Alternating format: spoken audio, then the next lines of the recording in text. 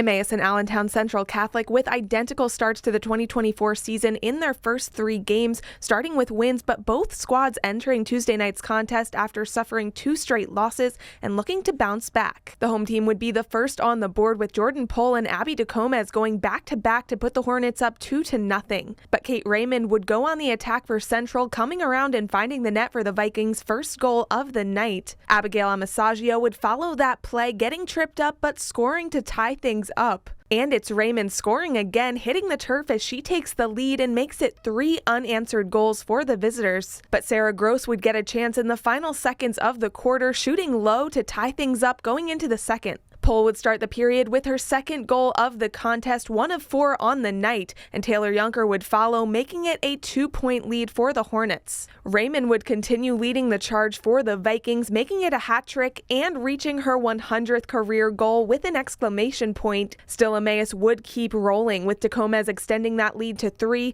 netting another of her 3 total goals on the night to make it 7-4 Hornets going into the second half. Riley Pohl would score her first goal of the night in the third, making it an 11-5 advantage for the home team. And despite the Vikings adding 3 more, the home team would keep command, putting 2 more in the back of the net for the 13-8 win. I think we all came off a pretty hard week last week, and just working together and getting those passes in and being able to see the open girls, especially on our low attack.